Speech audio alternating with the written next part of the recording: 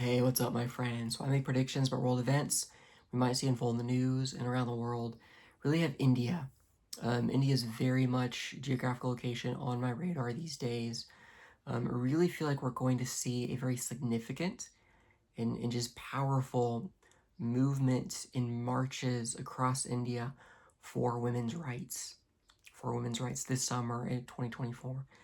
Now, this is not the only prediction I've made involving women's rights in India. I'll put the link down to my original video. I want to say a year or two ago, I made a very similar prediction of a women's rights movement occurring in India.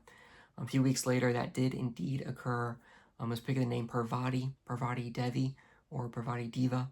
So I was picking that up. I'll put the link down. You can check out that video.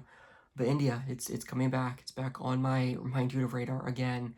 Really just getting a lot of downloads, a lot of messages, insight into India, possible women's rights movement for India again this summer of 2025.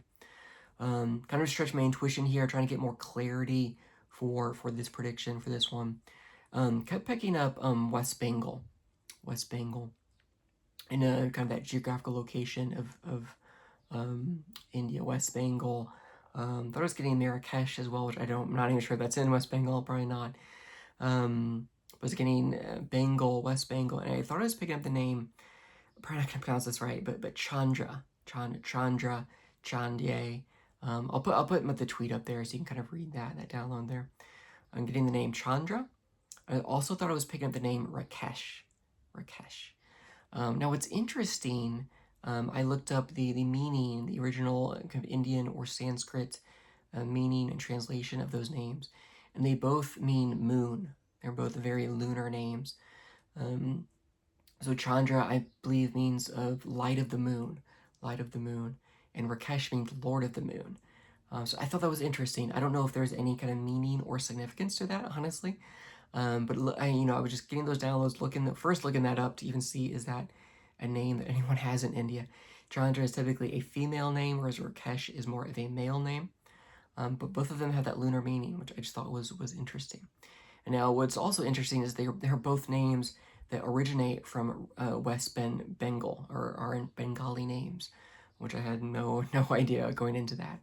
So again, kind of just puts a target on possibly occurring in Bengal, West Bengal area in geographical location for that one. So again, it got the female name there, male name there, and two names possibly. I'm really stretching my intuition here, of course, with names, geographical location, but two names that could possibly correlate to something that could spark renewed calls and yet again renewed marches for women's rights in India, possibly originating in the geographical location of West Bengal in India. Of course, this could occur in Calcutta, could occur elsewhere. I thought it was interesting those names correlate to that location. Now, this could also possibly involve the police. Of course, a police file could be made, of course. Typically, more often than not, these marches start with some type of injustice. Unfortunately, that seems to be the case. Social movements for racial equality here in the U.S., as well as a previous movement for women's rights in India, usually start with a very deep and traumatic form of injustice. That kind of sparks those calls for justice for women in India. Now, this could also possibly, stretch my intuition here, this could possibly involve even a police officer possibly being one of the kind of the predators in this scenario or this situation. One of the downloads I thought I got was it's incredibly tragic, but a young woman, she was assaulted. She went to the police to report it, and then she was assaulted by the police for a second time. Which really just highlights, that really shows you what women are up against and why these repeated marches are necessary for women's rights yet again in India. So we could see something of that nature possibly. Now, again, the clarity for that, I don't know how high the clarity is for that, but it's one possible variable that we could see a police officer acting in a way that is possibly complicit in this. It's one download I got. Whether that comes to pass, time will tell.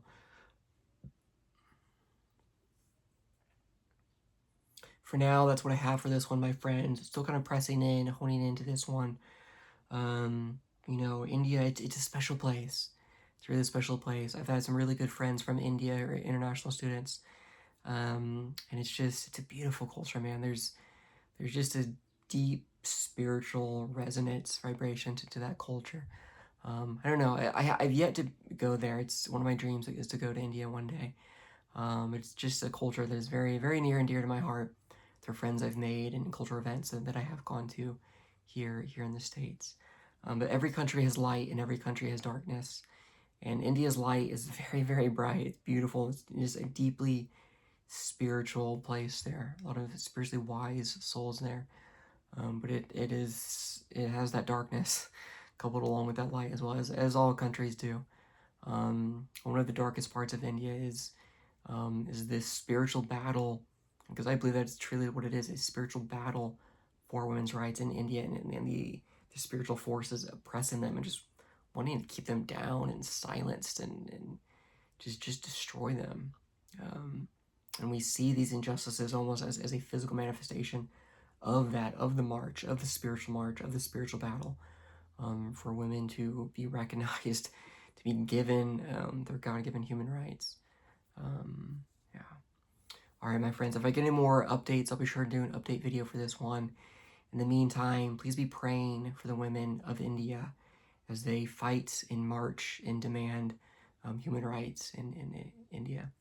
As always, thank my friends for listening. Be safe, my friends, and I'll see you in the next video.